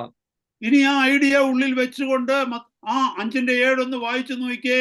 തന്റെ ഭയഭക്തി നിമിത്തം ഉത്തരം ലഭിച്ചു എന്നുള്ള വാക്യം ഇപ്പൊ മനസ്സിലാവുന്നില്ലേ സഹോദരങ്ങളെ? अब इस बात को मन में रखते हुए इब्रानियों 5:7 पढ़ के देखिए, तो आपको उसका मतलब समझ में आ जाएगा, जब बाइबल ये कहती है कि भक्ति के कारण उसकी सुनी गई। അപ്പോൾ കർത്താവ് കണ്ണുനീരോടെ പ്രാർത്ഥിച്ചപ്പോൾ പിതാവ് ആ പ്രാർത്ഥന കേട്ടു. തന്റെ ജീവിതത്തിൽ ഒരിക്കൽ പോലും ആത്മീക മരണം സംഭവിക്കുവാൻ തക്കവണ്ണം സ്വർഗം അനുവദിച്ചില്ല. കാരണം കണ്ണുനീരോടുകൂടെ താൻ പ്രാർത്ഥിച്ചു. ദുഃഖിക്കുന്നവർ ഭാഗ്യവാന്മാർ, അവർക്ക് ആശ്വാസം ലഭിക്കും. तो प्रभु ने जब पिता से रो रो कर, आंसू बहाकर प्रार्थना की, तो परमेश्वर ने उसे आत्मिक मृत्यु से बचाया, क्योंकि उसने रो रो कर, आंसू बहाकर उस विषय के लिए प्रार्थना की। धन्य है वे जो शोक करते हैं, क्योंकि वे शांति पाएंगे। പൂർണ്ണ ദൈവമായിരുന്ന യേശു കർത്താവിന് പ്രാർത്ഥിക്കേണ്ട യാതൊരു ആവശ്യവുമില്ല. പക്ഷേ അവിടുന്ന് പൂർണ്ണ മനുഷ്യനായിട്ടാണ് ഈ ഭൂമിയിൽ ജീവിച്ചത്, എനിക്കും നിങ്ങൾക്കും വേണ്ടി മാതൃകയായി തീരുവാൻ. पूर्ण परमेश्वर प्रभु यीशु को प्रार्थना की कोई जरूरत नहीं थी, पर वो पूर्ण मनुष्य के रूप में जब इस दुनिया में जी रहा है, तो हमें वो एक उदाहरण दिखा रहा है।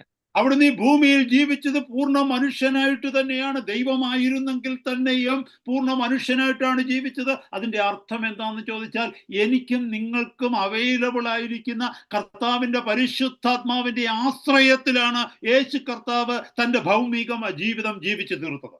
वो परमेश्वर था, पर पूर्ण मनुष्य के रूप में जब वो इस दुनिया में जिंदगी बिताता है, तो मेरे और आपके लिए जिस तरह से पवित्र आत्मा पर निर्भरता जरूरी है, बिल्कुल उसी तरह से प्रभु यीशु भी पवित्र आत्मा पर निर्भरता के साथ अपनी जिंदगी बिताता है, पूर्ण मनुष्य के रूप में जिंदगी जीता है। അഥവാ അവിടുന്ന് പൂർണ്ണ ദൈവമായിട്ടാണ് ജീവിച്ചിരുന്നതെന്ന് വെച്ചോ, മനുഷ്യനായിട്ടല്ല ദൈവമായിട്ടാണ് ജീവിച്ചതെങ്കിൽ കർത്താവിന് ഒരിക്കലും നമ്മളോട് പറയാൻ പറ്റത്തില്ല ഫോളോ മീ എന്ന്. अगर मनुष्य की तरह नहीं, प्रभु अगर पूर्ण परमेश्वर की तरह जिंदगी बिताता तो वो हमें हमसे कभी ये नहीं कह सकता कि मेरे पीछे हो लो या मेरी सी चाल चलो। അഥവാ ദൈവമായിട്ട് നമ്മളോട് കർത്താവ് പറയാ ഫോളോ മീ എന്ന് പറഞ്ഞാൽ നമുക്ക് തീർച്ചയായിട്ടും കർത്താവിനോട് പറയാം, അവിടുന്ന് ദൈവമാണ്, ഞങ്ങൾ വെറും മനുഷ്യരാണ്, ഞങ്ങൾക്ക് എങ്ങനെ നിന്നെ ഫോളോ ചെയ്യാൻ പറ്റും? क्योंकि परमेश्वर के रूप में अगर वो हमसे कहे मेरे पीछे हो लो तो हम कह सकते हैं कि प्रभु तू तो परमेश्वर है, हम इंसान होकर तेरे पीछे कैसे चल सकते हैं, तेरी तरह कैसे चल सकते हैं। അങ്ങനെയാണ് ദൈവം ഭൂമിയിൽ ദൈവമായിട്ടാണ് അവിടുന്ന് ഭൂമിയിൽ ജീവിച്ചതെങ്കിൽ സ്വർഗത്ത് ചെല്ലുമ്പോൾ നമ്മളെ ശിക്ഷിക്കുവാനും കർത്താവിന് കഴിയത്തില്ല. കാരണം കർത്താവ് ദൈവമായിട്ടാ ജീവിച്ചത്, നമ്മൾ മനുഷ്യരായിട്ടാ ജീവിച്ചത്. तो अगर प्रभु परमेश्वर के रूप में इस दुनिया में जिंदगी बिताता तो हमारे मृत्यु के बाद में वो हमें दंड भी नहीं दे सकता, क्योंकि प्रभु ने तो परमेश्वर के रूप में जिंदगी बिताई और हम इस दुनिया में इंसान की तरह जी रहे हैं। അങ്ങനെ ഒരു സംശയം നമ്മുടെ മനസ്സിൽ വരാതിരിക്കുവാൻ തക്കവണ്ണമാണ് എബ്രായ ലേഖനം 4:15 വ്യക്തമായി എഴുതിയിരിക്കുന്നത്. നമുക്ക് തുല്യമായി അവിടുന്ന് പരീക്ഷിക്കപ്പെട്ടു, പക്ഷെ പാപം ചെയ്തില്ല. तो ऐसे शक को हमारे मन से निकालने के लिए इब्रानियों 4:15 कहता है कि वो सब बातों में हमारे समान परखा तो गया पर निष्पाप निकला। യേശു കർത്താവ് കരഞ്ഞതായിട്ട് നമ്മൾ വചനത്തിൽ വായിച്ചല്ലോ എത്ര വ്യക്തമായിട്ട്. അതുപോലെ തന്നെ പൗലോസ് കരയുന്നതായിട്ടൊരു ഭാഗം നമുക്ക് വായിച്ച് കേൾക്കാം. प्रभु यीशु के रोने के बारे में कितने साफ साफ शब्दों में हमने वचन में सुना, उसी तरह से आइए हम पौलुस के बारे में देखते हैं कि वचन बताता है वो कैसे रोता है। റോമാലേഖനം 7:24 വാക്യത്തിൽ പൗലോസ് നിലവിളിക്കുന്നത് നമുക്ക് കാണുവാനായിട്ട് കഴിയും. रोमियो 7:24 में हम पौलुस को पुकारते हुए देख सकते हैं।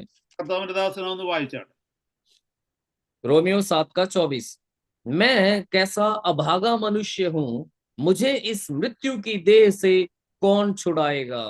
വളരെ വ്യക്തമായിട്ടൊന്ന് കേൾക്കണമേ. ഒരു മനുഷ്യനായ അല്ലെങ്കിൽ നമുക്ക് തുല്യനായിരുന്ന പൗലോസ്, നമുക്കറിയാം പൗലോസിനെ കുറിച്ച് അറിയാം. യേശു കർത്താവ് കഴിഞ്ഞാൽ ദൈവവചനത്തിൽ മാതൃകയായി നമുക്ക് കാണുവാൻ പറ്റുന്ന മറ്റ് ശിഷ്യന്മാരിൽ ഒരുവനാണ് പൗലോസ്. ആ പൗലോസ് പറഞ്ഞത് എന്താണെന്നറിയാമോ? മരണത്തിന് അധീനമായി ഈ ശരീരത്തിൽ നിന്ന് തന്നെ ആര് വിടുവിക്കുമെന്ന് പറഞ്ഞ് അനുദിനം താൻ നിലവിളിക്കുന്നുള്ളതായിട്ട്. अब ध्यान से सुनिएगा कि हमारी ही तरह एक मनुष्य था पौलुस। पौलुस के बारे में हम जानते हैं प्रभु यीशु के बाद अगर वचन में और कोई है जो हमारे लिए दूसरे चेलों के बीच में एक उदाहरण बनने लायक है तो वो पौलुस है। और वो पौलुस ये कहता है कि इस मृत्यु की देह से मुझे कौन छुड़ाएगा, ये कहते हुए वो हर दिन दुआ किया करता था। ദൈവവചനത്തിൽ പുതിയ നിയമത്തിലേക്ക് നോക്കിക്കഴിഞ്ഞാൽ യേശു കർത്താവാണ് പറഞ്ഞത് എന്നെ അനുഗമിക്കുക എന്ന്. എന്നാൽ യേശു കർത്താവിനെ പോലെ തന്നെ എന്നെ അനുഗമിക്കുക എന്ന് പറഞ്ഞ ഒരു അപ്പോസ്തലൻ അത് പൗലോസാണ്. परमेश्वर के वचन में अगर हम देखें तो प्रभु यीशु मसीह ने कहा है कि मेरे पीछे हो लो। और अगर परमेश्वर के वचन में हम देखें कि कोई और भी व्यक्ति जिसने ऐसा कहा हो तो वो पौलुस है जो कहता है मेरी सी चाल चलो या मेरा अनुकरण करो। 1 കൊരിന്ത്യർ 11:1 1 കൊരിന്ത്യർ 4:16 ഇവിടെയൊക്കെ എഴുതിയിരിക്കുന്നത് ഞാൻ ക്രിസ്തുവിന്റെ അനുകാരിയായിരിക്കുന്നത് പോലെ നിങ്ങൾ എന്റെ അനുകാരികളാവുവിൻ. 1 കൊരിന്ത്യർ 11:1. 1 कुरिन्थियों 11:1 और 1 कुरिन्थियों 4:14-16 में हम देख सकते हैं पौलुस कहता है कि तुम मेरी सी चाल चलो जैसे मैं मसीह की सी चाल चलता हूं। അപ്പൊ ഒരാളുടെ മുമ്പിൽ നിന്ന് ധൈര്യമായിട്ട് നിങ്ങൾ എന്നെ പിന്നാലെ വരിക എന്ന് പറയുവാൻ കഴിയുന്നുവെങ്കിൽ തന്റെ ജീവിതം അത്രമാത്രം വിശുദ്ധമായിരുന്നു എന്നതിന്റെ അർത്ഥം. और अगर कोई व्यक्ति एक भरोसे के साथ में दूसरों को ये कह रहा है कि मेरी सी चाल चलो तो इसका मतलब उसकी जिंदगी इतनी पवित्र थी। എന്തുകൊണ്ട് അത്രമാത്രം പവിത്രമായി തീർന്നു, അത്രമാത്രം ശുദ്ധീകരണം വന്നു? അതാണ് നമ്മൾ റോമാലേഖനം 7:24 വായിച്ചത്. തന്റെ ഹൃദയത്തിന്റെ ഉള്ളിൽ നിന്ന് എപ്പോഴും ഒരു നിലവിളി ഉണ്ടായിരുന്നു, എന്റെ ശരീരം ജഡികമാണ്, എന്റെ ശരീരം മരണത്തിന് അധീനമായ ശരീരമാണ്. ഇതിൽ നിന്ന് കർത്താവേ പാപ സ്വഭാവങ്ങളിൽ നിന്ന്, പാപബന്ധനങ്ങളിൽ നിന്ന്, പ്രലോഭനങ്ങളിൽ നിന്ന് അങ്ങയുടെ പരിശുദ്ധാത്മാവിന്റെ ശക്തിയാൽ വിടുവിക്കണമേ എന്ന് അനുദിനം താൻ നിലവിളിച്ചുകൊണ്ടിരുന്നു. वो इतना शुद्ध कैसे हुआ, पवित्रता उसकी जिंदगी में इतनी कैसे आई, तो वही हम रोमियो 7:24 में पढ़ते हैं। वो हर दिन उसको पता है कि मैं एक भौतिक शरीर में रहता हूँ, मैं एक पापी शरीर में रहता हूँ, तो वो हर दिन प्रभु से ये प्रार्थना करता है कि प्रभु मुझे पाप के बंधनों से बचा, मुझे पाप के प्रलोभनों से बचा, और मुझे पाप की अधीनता वाले इस संसार में, इस शरीर में मुझे पाप से बचा कर रख। ഞാൻ വേറൊരു വചനം വായിച്ചു കഴിഞ്ഞാൽ മത്തായിയുടെ സുവിശേഷം 26-ാം അധ്യായം 75-ാമത്തെ വാക്യം, മാത്യു ചാപ്റ്റർ 26:75, അവിടെ പത്രോസ് പുറത്തിറങ്ങി അതിദുഃഖത്തോടെ കരയുന്നതായിട്ട് വചനത്തിൽ വായിക്കുന്നു. मत्ती 26 का 73 अगर आप देखें वहां पर 75 अगर आप देखें वहां पर देख सकते हैं कि पतरस बाहर जाकर फूट फूट कर रोता है.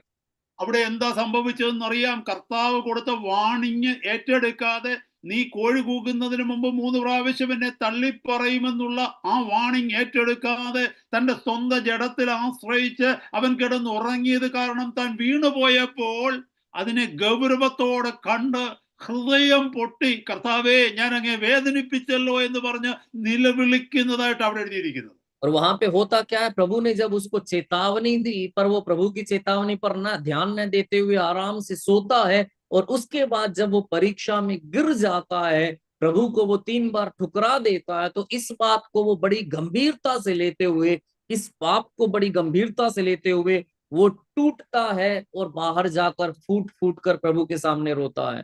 പാരമ്പര്യത്തിൽ ഇങ്ങനെ പറയാറുണ്ട്, ചരിത്രത്തിൽ ഇങ്ങനെ പറയാറുണ്ട്, വായിക്കാറുണ്ട്. എല്ലാ പത്രോസ് ജീവിച്ചിരുന്ന കാലഘട്ടം വരെയും താൻ മരിക്കുന്നത് വരെയും ഈ ഏർലി മോർണിംഗിൽ പ്രഭാതത്തിൽ കോഴി കൂകുന്ന സമയം വെളുപ്പാങ്കാലത്ത് എണീറ്റിരുന്ന് പൊട്ടി പൊട്ടി കരയുമായിരുന്നു എന്നാണ് ചരിത്രത്തിൽ വായിക്കുന്നത്. കാരണം ഇതുപോലൊരു കോഴി കൂകിയ സമയത്താണല്ലോ തന്റെ വാഴ്ത്തപ്പെട്ട കർത്താവിനെ താൻ തള്ളി പറഞ്ഞതെന്നോർത്ത്.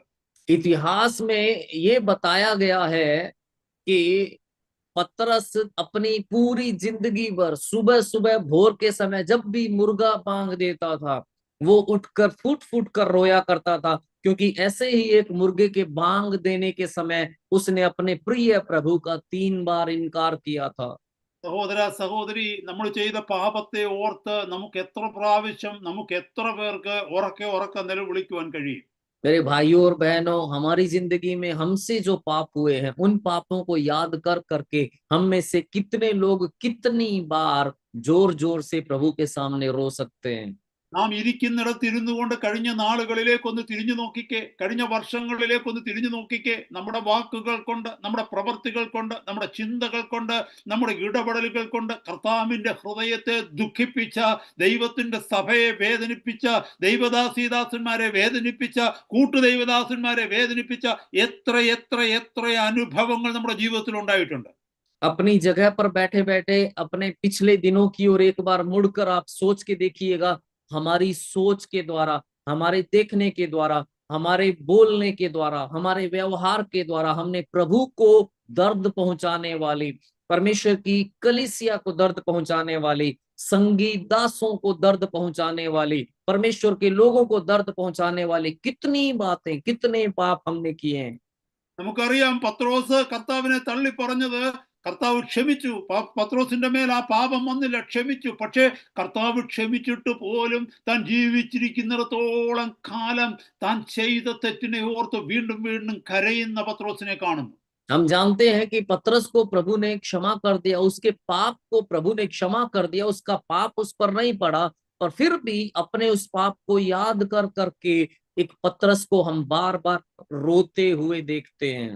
അതുപോലെ തന്നെ നമ്മുടെ പാപങ്ങൾ, നമ്മുടെ തെറ്റുകൾ ദൈവസന്നിധിയിൽ നിലവിളിച്ച് പറയുമ്പോൾ തീർച്ചയായിട്ടും കർത്താവ് ആ പാപത്തെ ക്ഷമിക്കാറുണ്ട്, ക്ഷമിച്ചു തരും. അത് ഉറപ്പാണ്, കർത്താവിന്റെ വാഗ്ദത്തമാണ്. എന്നാൽ ഹല്ലേലൂയ, നമ്മുടെ പാപത്തെ ഓർത്ത് ഞാൻ അത്തരക്കാരനായിരുന്നല്ലോ കർത്താവേ, അറിവില്ലായ്മയിൽ ഞാൻ അങ്ങനെ ജീവിച്ചിരുന്നല്ലോ കർത്താവേ എന്ന് പറഞ്ഞ് ഇടയ്ക്കിടയ്ക്കെങ്കിലും ഒന്ന് നിലവിളിക്കുവാൻ തക്കവണ്ണം നമ്മളിൽ ചിലർക്കെങ്കിലും കഴിയുന്നുണ്ടോ?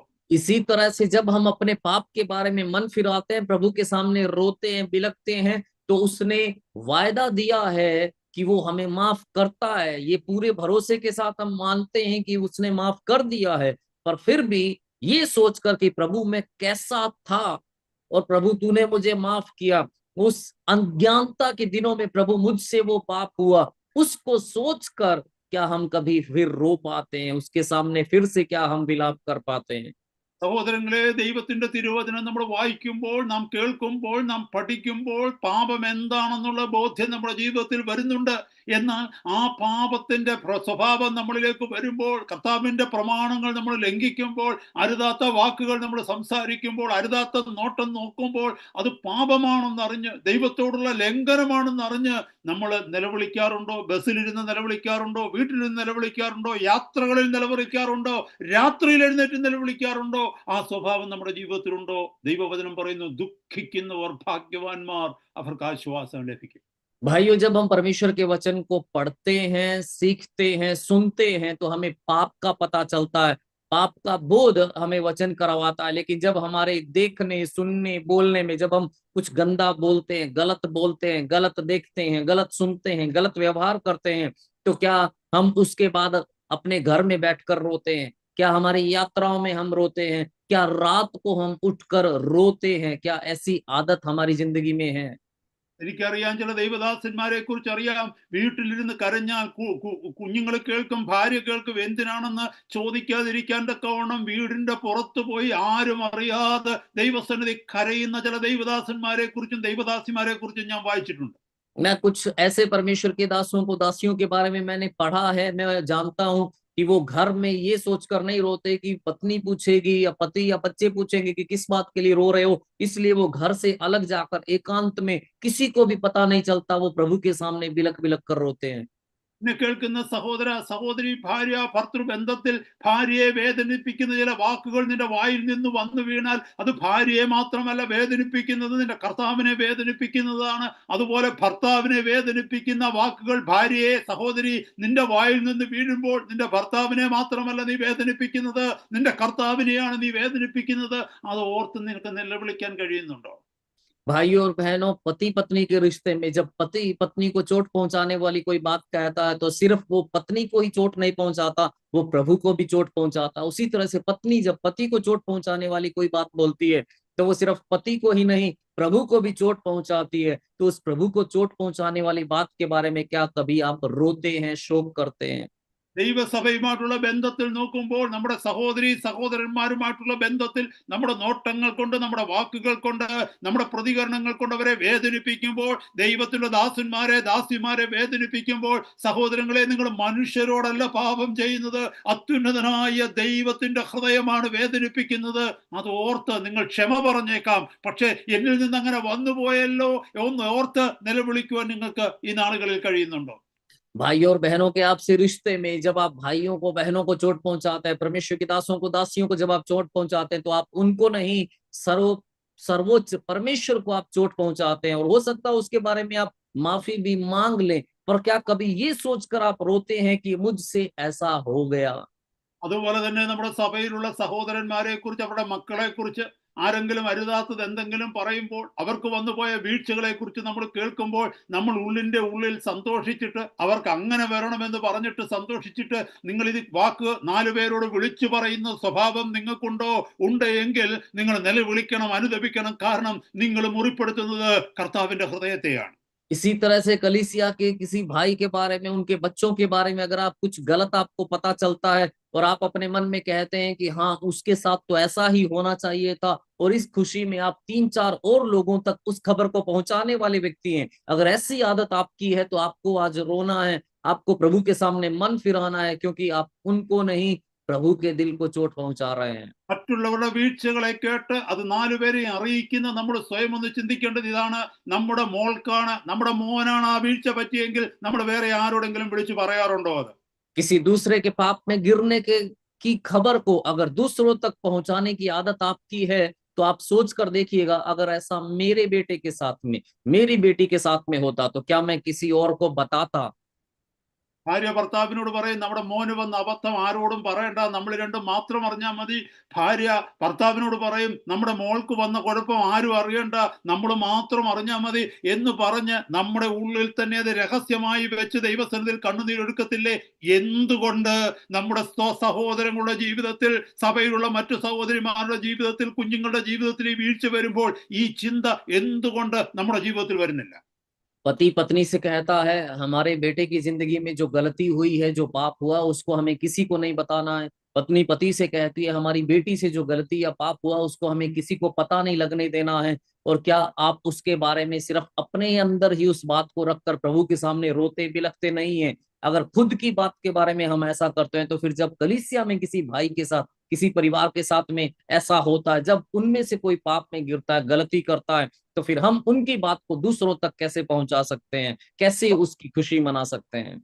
സഹോദരങ്ങളെ ഓർക്കണമേ, കർത്താവിന്റെ സഭ എന്ന് പറയുന്നത് കർത്താവിന്റെ ശരീരമാണ്.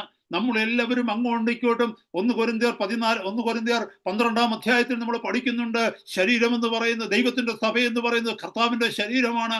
നമ്മൾ ഓരോരുത്തരും ആ ശരീരത്തിന്റെ ഓരോരോ അവയവങ്ങളാണ്.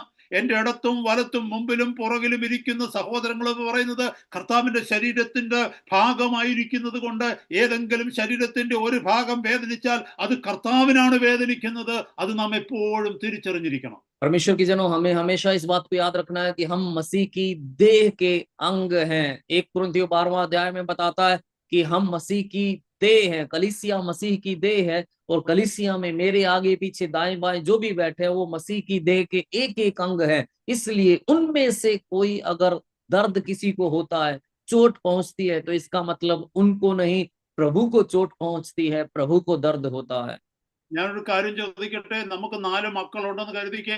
അതിൽ മൂത്തവൻ ഇളയ മക്കളെ ഇട്ട് അടിക്കുകയോ ഉപദ്രവിക്കുകയും അവരെ കുറിച്ച് ആവശ്യമില്ലാത്ത പറയുകയും ചെയ്യുന്നത് ഏറ്റവും ഇളയ കുഞ്ഞ് വന്ന് അപ്പനായിരിക്കുന്ന നമ്മുടെ അടുത്തല്ലേ അമ്മയായിരിക്കുന്ന നമ്മുടെ അടുത്ത് പറഞ്ഞു കഴിഞ്ഞാൽ നമ്മൾ സാരമില്ലെന്ന് പറഞ്ഞു വിടത്തില്ല. ആ ഉപദ്രവിച്ചവനെ പിടിച്ച് 2 അടി കൊടുക്കും, അല്ലെങ്കിൽ അവന് വാണിംഗ് കൊടുക്കും. നമ്മൾ അതിനെ സീരിയസ് ആയിട്ട് കാണും.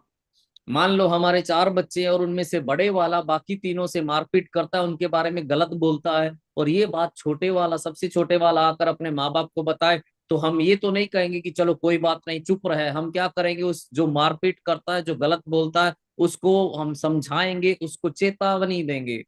എന്നെ കേൾക്കുന്ന സഹോദര സഹോദരി, നിന്റെ വാക്കുകൊണ്ട് വേദനിച്ച് ആരെങ്കിലും ദൈവസഭയുടെ മധ്യത്തിലുണ്ടെങ്കിൽ, ഹല്ലേലൂയ, മുറിവേറ്റ് ഹൃദയത്തിനും മുറിവേറ്റ് ആ സഹോദരി ആ സഹോദരൻ ദൈവസന്നിധിയിൽ നിലവിളിക്കുകയാണെങ്കിൽ ദൈവം നിന്നെ വെറുതെ വിടും എന്ന് നീ ചിന്തിക്കരുത്. परमेश्वर के जनों, अगर आपकी बोली के कारण कलीसिया में किसी व्यक्ति को चोट पहुंची है, और अगर वो उस चोट के कारण, दर्द के कारण प्रभु के सामने अगर रोता है, बिलखता है, तो ये मत सोचिएगा कि प्रभु आपको ऐसे ही छोड़ देगा। കർത്താവ് അത് വളരെ ഗൗരവത്തോടെ കാണും. അതുകൊണ്ട് ഇന്നത്തെ രാത്രികാലം നമ്മുടെ ജീവിതത്തിൽ വന്ന വീഴ്ചകളെ ഓർത്ത് നിലവിളിക്കുന്നവരായിട്ട് നമുക്ക് തീരാം. മുന്നോട്ടുള്ള ദിവസങ്ങളിൽ കർത്താവേ, അങ്ങനെ ഒരു ബലഹീനത എന്റെ ജീവിതത്തിൽ വരുവാൻ തക്കവണ്ണം അങ്ങ് അനുവദിക്കരുതേ. അങ്ങയുടെ കൃപ തന്ന് എന്റെ നാവിനെ സൂക്ഷിക്കണമേ, എന്റെ കണ്ണുകളെ, എന്റെ ചിന്തകളെ സൂക്ഷിക്കണമേ എന്ന് നമുക്ക് നിലവിളിക്കാം. प्रभु इस ऐसी बात को बड़ी गंभीरता से लेता है, इसलिए हमारी जिंदगी में अगर ऐसा कुछ हुआ है, हम अगर कहीं गिरे हैं, तो उसके बारे में हम मन फिराएं, प्रभु के सामने हम गिड़गिड़ाएं, रोएं, और प्रभु से हम ये रो रो कर प्रार्थना करें कि प्रभु ऐसी कमजोरी को आगे आने वाले दिनों में मेरी जिंदगी से दूर कर, मेरी आंखों को, मेरी बोली को, मेरी सोच को, मेरे सुनने को प्रभु ऐसी निर्बलताओं से, कमियों से, कमजोरियों से दूर रख। 2 കൊരിന്ത്യർ 7-ാം അധ്യായം 10-ാമത്തെ വാക്യത്തിൽ, 2 Corinthians chapter 7 verse 10, 2 കൊരിന്ത്യർ 7:10 പറയുന്നു, ദൈവഹിത പ്രകാരമുള്ള ദുഃഖം മാനസാന്തരത്തെ ഉളവാക്കുന്നു. 2 कुरिन्थियों 7:10 कहता है, परमेश्वर भक्ति का शोक ऐसा पश्चाताप उत्पन्न करता है। നമ്മുടെ ജീവിതത്തിൽ ദൈവഹിത പ്രകാരം ഇങ്ങനെ ദുഃഖം കടന്നു വരുമ്പോൾ, ഹൃദയത്തിന്റെ ഉള്ളിൽ വേദന വരുമ്പോൾ, അത് നമ്മുടെ ജീവിതത്തെ മാനസാന്തരത്തിലേക്ക് നയിക്കും. परमेश्वर की इच्छा के अनुसार ऐसा शोक, ऐसा दुख जब हमारी जिंदगी में आता है, तो वो हमारी जिंदगी में एक मन फिराव को लाता है। നാം ഇപ്പോൾ സംസാരിച്ചു കൊണ്ടിരിക്കുന്ന വിഷയം ഇന്നുകൊണ്ട് തീർക്കാൻ കഴിയുകയില്ല. കർത്താവ് വന്നുവെങ്കിൽ, കർത്താവ് വരാൻ താമസിക്കുന്നുവെങ്കിൽ അടുത്ത സെഷനിലും കൂടെ നമ്മളത് കണ്ടിന്യൂ ചെയ്യുന്നതാണ്. अभी जिस विषय पर हम सीख रहे हैं उसको आज समाप्त नहीं किया जा सकता। अगर प्रभु के आगमन में देरी होती है, तो अगले सत्र में भी हम इस विषय के बारे में बात करेंगे। അടുത്ത 5 മിനിറ്റിനുള്ളിൽ ദൈവവചനം നിർത്തുവാനായിട്ട് ആഗ്രഹിക്കുന്നു. ഒരു വാക്യം കൂടെ വായിച്ചിട്ട് ഞാൻ ഇന്ന് താൽക്കാലികമായിട്ട് നിർത്തുകയാണ്. अगले 5 मिनट में मैं वचन को रोकना चाहता हूँ। एक और वचन पढ़कर मैं आज के लिए समाप्त करना चाहता हूँ। യാക്കോബിന്റെ ലേഖനം 4:9, ജെയിംസ് ചാപ്റ്റർ 4 verse 9 ഒന്ന് വായിച്ചു നോക്കിയേ. അവിടെ എഴുതിയിരിക്കുന്നു, സങ്കടപ്പെട്ട് ദുഃഖിച്ചു കരയുവിൻ, നിങ്ങളുടെ ചിരി ദുഃഖമായും സന്തോഷം വിഷാദമായും തീരട്ടെ. याकूब 4:9 पढ़कर देखिए, वहां लिखा है, दुखी हो और शोक करो और रो, तुम्हारी हंसी शोक में और तुम्हारा आनंद उदासी में बदल जाए। അതിന്റെ ബാക്ക്ഗ്രൗണ്ട്, അതിന്റെ പശ്ചാത്തലം എഴുതിയിരിക്കുന്നത് 8-ാമത്തെ വാക്യം മുതൽ ഒന്ന് വായിച്ചു നോക്കണം. उसकी पृष्ठभूमि 8वें वचन से आप पढ़ के देखना। ദൈവത്തിന്റെ ദാസന് 8 മുതൽ 10 വരെയുള്ള വാക്യങ്ങളൊന്ന് വായിച്ചേ. 8 से 10 तक के वचनों को हम पढ़ेंगे। परमेश्वर के निकट आओ, तो वह भी तुम्हारे निकट आएगा। हे पापियों अपने हाथ शुद्ध करो, और हे दुचित्ते लोगों अपने हृदय को पवित्र करो। दुखी हो और शोक करो और रो, तुम्हारी हंसी शोक में और तुम्हारा आनंद उदासी में बदल जाए। प्रभु के सामने दीन बनो, तो वह तुम्हें शिरोमणि बनाएगा। ആ വാക്യങ്ങൾ സഹോദരങ്ങളെ നിങ്ങൾക്ക് മനസ്സിലായി കാണുമെന്ന് ഞാൻ വിശ്വസിക്കുക. भाइयों, मेरा विश्वास है कि ये वचन आपको समझ में आ गए होंगे। ദൈവത്തിന്റെ ദാസൻ വായിച്ച വചനം എന്ന് പറയുന്നത് ഒന്നുകൂടെ നിങ്ങൾ ശ്രദ്ധിക്കുക. യാക്കോബിന്റെ ലേഖനം 4-ാം അധ്യായം 8 മുതൽ 10 വരെയുള്ള വാക്യങ്ങളാണ്. जो वचन हमने पढ़े एक बार फिर से आप ध्यान दीजिएगा कि याकूब की पत्री 4था अध्याय 8 से 10 तक के वचन हमने पढ़े हैं। അവിടെ എഴുതിയിരിക്കുന്നു, മാനസാന്തരപ്പെട്ട് ജീവിതത്തിൽ വന്നുപോയ പോരായ്മകളെ കുറിച്ച് അറിഞ്ഞ് നിലവിളിച്ച് ദൈവസന്നിധിയിലേക്ക് അടുത്തു വരുന്നുവെങ്കിൽ ദൈവം നമ്മുടെ അടുക്കലേക്ക് അടുത്തു വരും. वहां जो वचन बताया गया उसका मतलब ये है कि हमारी जिंदगी में जो कमी आई है, जो पाप आए हैं, उसको समझते हुए मन फिराव के साथ अगर हम प्रभु की उपस्थिति में रोते बिलखते हुए आते हैं तो प्रभु हमारे निकट आएगा। അവിടെ എഴുതിയിരിക്കുന്നു, പാപം ചെയ്യുന്നവരോട് പറയുകയാണ്, കൈകളെ കഴുകി വെടിപ്പാക്കുവാൻ തക്കവണ്ണം. वहां लिखा है कि हे पापियों अपने हाथ शुद्ध करो। അതിന്റെ അർത്ഥം ഹൃദയത്തിൽ ആ പാപചിന്തകൾ ഉണ്ടെങ്കിൽ എന്നേക്കുമായിട്ട് അതിനെ ഉപേക്ഷിക്കുവാനും ആ പാപ സ്വഭാവത്തെ വെറുക്കുവാനും തക്കവണ്ണം നമുക്ക് കഴിയണം. यानी दिल में अगर पाप के विचार हैं तो उनको हमेशा हमेशा के लिए अपने दिल से दूर करना है और उन पाप के विचारों से हमें नफरत करनी है। അപ്പോസ്തലനായ പൗലോസ് ആ വെറുപ്പ് കാണിക്കുന്നത് പോലെ തന്നെ ജഡത്തിലുള്ള പാപ സ്വഭാവത്തോട് വെറുപ്പ് കാണിക്കുന്നത് പോലെ റോമാലേഖനം 7-ാം അധ്യായത്തിൽ വായിക്കുന്നു, നന്മ ചെയ്യുവാനുള്ള ആഗ്രഹം എനിക്കുണ്ട്, എനിക്ക് എങ്കിലും ഞാൻ ചെയ്യുന്നത് തിന്മയത്രേ എന്ന് പറഞ്ഞ് ഈ പാപത്തിന് അധീനമായ ശരീരത്തിൽ നിന്ന് തന്നെ ആര് വിടുവിക്കുമെന്ന് പറഞ്ഞ് താൻ നിലവിളിക്കുന്നത് പോലെ പാപത്തെ വെറുക്കുവാനുള്ള കൃപയ്ക്കായി നാം യാചിക്കണം. प्रेरित पौलुस जिस तरह से इस पाप के प्रति नफरत को दिखाते हुए रोमियो 7वें अध्याय में कहता है कि भलाई करने की इच्छा तो मुझ में है पर भलाई मुझसे बन नहीं पड़ती, मैं वही बुराई करता हूं जो करना नहीं चाहता, इस पाप की अधीनता वाली देह से मुझे कौन छुड़ाएगा। इस तरह से जब वो नफरत को दिखाते हुए पाप के प्रति दुआ करता है, बिल्कुल वैसा ही हमें भी करना है। സഹോദര സഹോദരി, നിന്റെ ജീവിതത്തിലേക്കൊന്ന് നോക്കിയേ. നിനക്കറിയാം നീ ചെയ്യുന്നത് പലതും പാപമാണെന്ന്, ചിന്തിക്കുന്നത് പലതും പാപമാണെന്ന്, കാണുവാൻ ആഗ്രഹിക്കുന്നത് പലതും പാപമാണെന്ന്. എന്നാൽ ഈ വചനത്തിന്റെ മുമ്പാകെ അതിനെ വെറുക്കുവാനുള്ള ഒരു കൃപയ്ക്ക് വേണ്ടി കർത്താവിനോട് യാചിക്കുക, കണ്ണുനീരൊഴുക്കി പ്രാർത്ഥിക്കുക. भाइयों और बहनों, आप देखिए, आपको पता है कि आप जो करते हैं वो पाप है, आप जो देखना चाहते हैं वो आप पाप है, आप जो सोचते हैं वो पाप है। तो इस वचन के आधार पर आप प्रार्थना कीजिएगा प्रभु से कि प्रभु इन पापों से नफरत करने का एक अनुग्रह मुझे दे। ഇവിടെ എഴുതിയിരിക്കുന്നു, സങ്കടപ്പെട്ട് ദുഃഖിച്ച് കരയുവീൻ, നിങ്ങളുടെ ചിരി ദുഃഖമായും സന്തോഷം വിഷാദമായും തീരട്ടെ. यहाँ पर लिखा है, दुखी हो शोक करो रो, तुम्हारी हंसी शोक में और तुम्हारा आनंद उदासी में बदल जाए। ശരിയല്ലേ സഹോദര സഹോദരി? പലതും മൊബൈലിനകത്ത് കണ്ട് നമ്മൾ ഭയങ്കരമായിട്ട് ചിരിക്കാറില്ലേ, ഭയങ്കരമായിട്ട് ആനന്ദിക്കാറില്ലേ? കർത്താവ് പറയുക, ആ ചിരി നിന്റെ ദുഃഖമായിട്ട് മാറട്ടെ. കർത്താവെ, അരുതാത്തത് കണ്ട് ആനന്ദിച്ചാണ് ഞാൻ ചിരിക്കുന്നത്, അരുതാത്തത് ചിന്തിച്ചാണ് ഞാൻ സന്തോഷിച്ച് ഉല്ലസിക്കുന്നത്. അതെനിക്ക് ദുഃഖമായി, എൻ്റെ ജീവിതത്തിൽ നിത്യതയിൽ ദുഃഖമായി തീരാതിരിപ്പാൻ, നിത്യനരകത്തിൽ എന്നെ എത്തിക്കാതിരിപ്പാൻ ആ ചിരി തിരുസന്നിധിയിൽ എനിക്ക് ദുഃഖമായി കണ്ണുനീരായി തീരുവാൻ സ്വർഗം കൃപ തരുമാറാകണമേ എന്ന് പ്രാർത്ഥിച്ചാണ്. भाइयों और बहनों, क्या ये सही नहीं है कि मोबाइल में बहुत कुछ हम देखकर हम हंसते हैं, हम खुश होते हैं? जो नहीं देखना चाहिए वो देखकर हम खुश होते हैं, जो नहीं सोचना चाहिए वो सोचकर हम खुश होते हैं। और प्रभु यहाँ पर कहता है, तुम्हारी वो हंसी शोक में बदल जाए। कहीं ऐसा ना हो कि तुम्हारी आज की हंसी हमेशा हमेशा के लिए, अनंत काल के लिए एक शोक का कारण बन जाए। इसलिए प्रभु से ये प्रार्थना करें कि प्रभु हमारी ये शोक, हमारी ये जो हंसी है वो शोक में और आनंद उदासी में बदल जाए। അതുപോലെ തന്നെയല്ലേ മുമ്പേ കേട്ടതുപോലെ മറ്റു സഹോദരങ്ങളുടെ കുറവുകൾ കേൾക്കുമ്പോൾ നമുക്ക് ചിരി വരത്തില്ലേ? മറ്റുള്ളവരുടെ തോൽവിയെക്കുറിച്ച് കേൾക്കുമ്പോൾ ചിരി വരത്തില്ലേ? മറ്റുള്ളവർക്ക് വന്ന നഷ്ടങ്ങളെക്കുറിച്ച് കേൾക്കുമ്പോൾ ചിരി വരത്തില്ലേ? സ്വന്തം സഹോദരങ്ങളുടെ, സ്വന്തം ദൈവസഭയിലുള്ള സഹോദരങ്ങളുടെ ഒന്നിച്ച് അപ്പം നുറുക്കി വീഞ്ഞു കുടിക്കുന്ന, കർത്തൃമേശി അനുഭവിക്കുന്ന സ്വന്തം സഹോദരങ്ങളുടെ കൂട്ടു ദൈവദാസന്മാരുടെ ജീവിതത്തിൽ വന്ന തോൽവികൾ നിന്റെ നാവിൽ ചിരിയാണ് വരുന്നതെങ്കിൽ, നിന്റെ മുഖത്ത് ചിരിയാണ് വരുന്നതെങ്കിൽ, ദൈവത്തിന്റെ വചനം പറയുന്നു, ആ ചിരി ദുഃഖമായിട്ട് മാറട്ടെ, ആ സന്തോഷം വിഷാദമായിട്ട് തീരട്ടെ. इसी तरह से दूसरों की कमियों के बारे में जब हम सुनते हैं तो क्या हमें हंसी नहीं आती? दूसरों की हार के बारे में, असफलता के बारे में, पाप के बारे में जब हम सुनते हैं तो क्या हमें हंसी नहीं आती है? अपने संगी विश्वासियों के साथ में, जिनके साथ हम रोटी तोड़ते हैं, जिनके साथ हम प्रभु की मेज में शामिल होते हैं, प्रभु के लहू में, कटोरे में शामिल होते हैं, उनके बारे में जब हम उनके पाप में गिरने के बारे में, उनकी कमियों के बारे में, उनकी हार और पराजय के बारे में जब हम सुनते हैं तो क्या हमें हंसी नहीं आती है? प्रभु कहता है, प्रभु का वचन कहता है, तुम्हारी वो हंसी शोक में और तुम्हारा आनंद उदासी में बदल जाए। നമുക്ക് നമ്മുടെ കണ്ണുകളെ കർത്താവിന്റെ സന്നിധിയിൽ അടയ്ക്കാം. हम अपनी आंखों को प्रभु की उपस्थिति में बंद करेंगे। നാം കേട്ട വചനത്തിനായിട്ട് കർത്താവിന് സ്തോത്രം ചെയ്യാം. जो वचन सुना उसके लिए हम प्रभु को धन्यवाद दें। അനവധി കാര്യങ്ങൾ ഇനി കേൾക്കുവാനുണ്ട്. കർത്താവിന്റെ വരവ് താമസിക്കുന്നുവെങ്കിൽ അടുത്ത ക്ലാസ്സിൽ ശ്രദ്ധിക്കാം.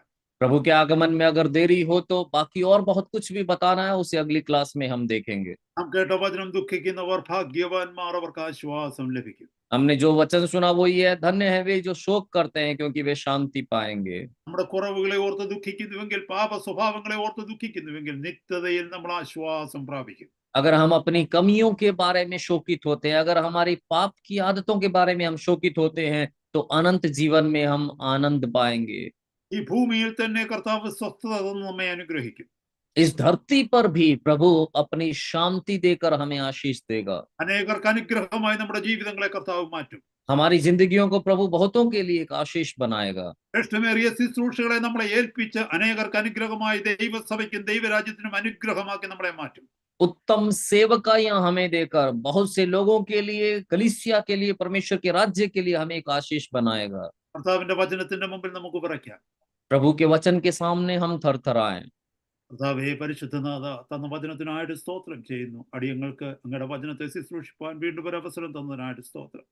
അനുഗ്രഹിക്കപ്പെട്ടവണ്ണം ഈ വചനത്തെ അതിനെ ട്രാൻസ്ലേറ്റ് ചെയ്യുവാൻ തക്കവണ്ണം കർത്താവിൻ്റെ ദാസന് ദൈവം കൃപ പകർന്നതിനായിട്ട് സ്തോത്രം. ലളിതമായ ഭാഷയിൽ ഈ കേൾക്കുന്ന സഹോദരന്മാരുടെ ഹൃദയത്തിൽ അത് പതിക്കുമാർ കർത്താവെ അങ്ങയുടെ വചനത്തെ ശുശ്രൂഷിപ്പാൻ അടിയങ്ങളുടെ മേൽ സ്വർഗം പകരുന്ന കൃപയ്ക്കായി സ്തോത്രം.